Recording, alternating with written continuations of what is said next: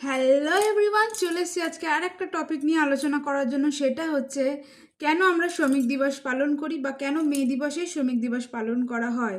What is international labour day? অনেকেই ভাবছো এই বিষয়টা আমার জানা, আবার অনেকেই ভাবছো এই বিষয় তো আমার জানা নেই। সুতরাং আজকের ভিডিওটা তাদের জন্যই যারা এই শ্রমিক দিবস কেন পালন করা হয় বা শ্রমিক দিবস আসলে কি জানো না, তাদের জন্য আজকে আমার এই নতুন ভিডিও। অবশ্যই ভিডিওটা কন্টিনিউ দেখো, স্কিপ না করে, নিশ্চয়ই ভালো লাগবে। আন্তর্জাতিক শ্রম দিবস বা শ্রমিক দিবস মে দিবস নামে পরিচিত।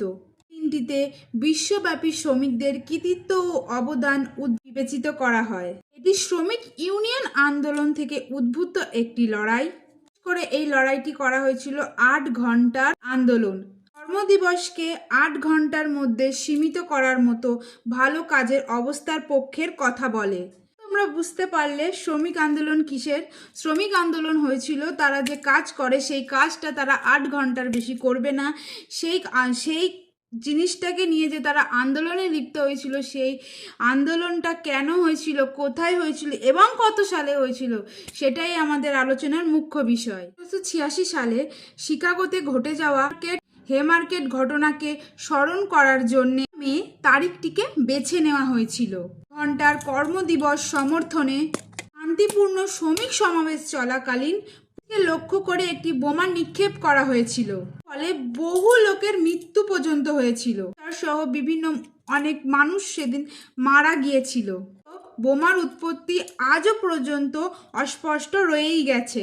ঘটনাটিতে বেশ কিছু শ্রমিক কর্মীদের বিচার ও মৃত্যুদণ্ডের দিকে পরিচালিত পর্যন্ত করা হয়েছে। দণ্ড দেওয়া হলো, কিন্তু সেই যারা মৃত্যুদণ্ডে দণ্ডিত হলো তাদেরকে কিন্তু কোনো প্রমাণ ছাড়াই তাদেরকে অভিযুক্ত করা হয়েছে যে তারাই আসল দোষী। তবে শেষ পর্যন্ত আন্তর্জাতিক শ্রমিক দিবস সরকারি ছুটি হিসেবে পালন করা হলো।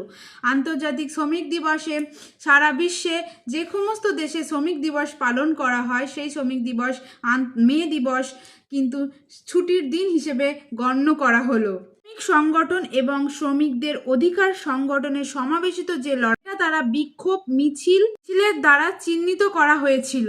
লড়াই ছিল শ্রমিকদের নিজস্ব অধিকার, ন্যায্য মজুরি, নিজেদের কাজের অধিকার, যে তারা যেটুকানি সময় কাজ করবে তার বেশি কাজ তারা করবে না, কারণ 8 ঘন্টার বেশি কাজ তারা করবে না। সেই 8 ঘন্টার, আবারও বলছি, সেই 8 ঘন্টায় তাদের শ্রমিকদের এই সংগ্রামকেই শ্রমিক দিবস বলা হয় এবং ইতিহাস জুড়ে ইতিহাসের পাতায় তাদের একটা নাম থেকে যায় এবং আজকের দিনটিকে আমরা ইন্টারন্যাশনাল লেবার ডে হিসেবে পালন করতে পারি এবং প্রত্যেকটা শ্রমিক নিজেদের ন্যায্য কাজের অধিকার পায়, ন্যায্য কাজের সময় পায়।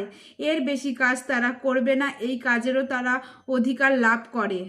শ্রমিকদের এই বিক্ষোভ, এই ধর্মঘট, এই লড়াই শ্রমিক অধিকার আন্দোলনের একটা দিক হিসেবে চিহ্নিত করা হয়, তা একটি ঐক্য ও সংহতির শক্তি হিসেবে আমরা ধরে নিতে পারি। এই দিনে আসুন আমরা তাদের ভুলে না গিয়ে যারা কঠিন পরিস্থিতিতে বিষয়ে অদেখা এবং পরিশ্রম করে চলেছে ও মর্যাদাকে আমরা সমর্থন জানাই, একজোট হয়ে আমরা তাদেরকে সাপোর্ট করি। সুতরাং এই দিনটি পরিবারের সাথে কাটান। দিবসের চেতনাকে মনে রাখবেন, যারা কঠোর পরিশ্রম করে সারা বছর আপনাদের মুখে অন্ন তুলে দিচ্ছে, যারা কলকারখানায় গরমে কাজ করে আপনাদের মুখে অন্ন তুলে দেয়, যারা মাঠে চাষ করে ফসল ফলিয়ে সবজি উৎপাদন করে যার ফলে আপনারা সেই সবজি খেতে পারেন, যাদের ফলে আপনারা দিনের পর দিন বেঁচে আছেন, সেই সমস্ত কঠোর পরিশ্রমিক মানুষদেরকে জানাই স্যালুট। চলুন আজকে আমরা সবাই মিলে তাদেরকে স্যালুট জানাই এবং তাদের প্রতি শ্রদ্ধা জানাই। আগামী সূর্যাস্ত আর একটা শ্রম দিবসের সমাপ্তির প্রতীক। সবাইকে জানাই শ্রম দিবসের অনেক অনেক শুভেচ্ছা ও ভালোবাসা। আজকে আপনারা আছে বলেন আমাদের মতন মানুষরা হয়তো বেঁচে আছি। আজকে আপনাদের এই শ্রম দিয়ে প্রত্যেকটা মানুষকে, যারা ঘরে বসে আছে তারা হয়তো বেঁচে আছে। প্রত্যেকটা পরিবারে এমন এমন শ্রমিক আছে যারা কষ্ট করে দিন মজুরি খেটে পরিবারের মুখে হাসি তুলে দিচ্ছে। চলো আজকে সবাই মিলে তাদের জন্য আজকের দিনটা আমরা পালন করি। সবাই ভালো থাকুন, সুস্থ থাকুন। অবশ্যই আমি আপনাদেরকে বোঝাতে পেরেছি যে কেন শ্রমিক দিবস পালন করা হয় আর পয়লা মেতেই বা কেন শ্রমিক দিবস পালন করা হয় আর শ্রমিক দিবস আসলে কি। তো ভিডিওটা আজকে এইটুকানি, আশা করি আপনারা বুঝতেই পেরেছেন। ভিডিওটা ভালো লাগলে অবশ্যই please do like, comment, share and subscribe my channel. Tata, দেখা হচ্ছে এরম কোনো ভিডিওর সাথে।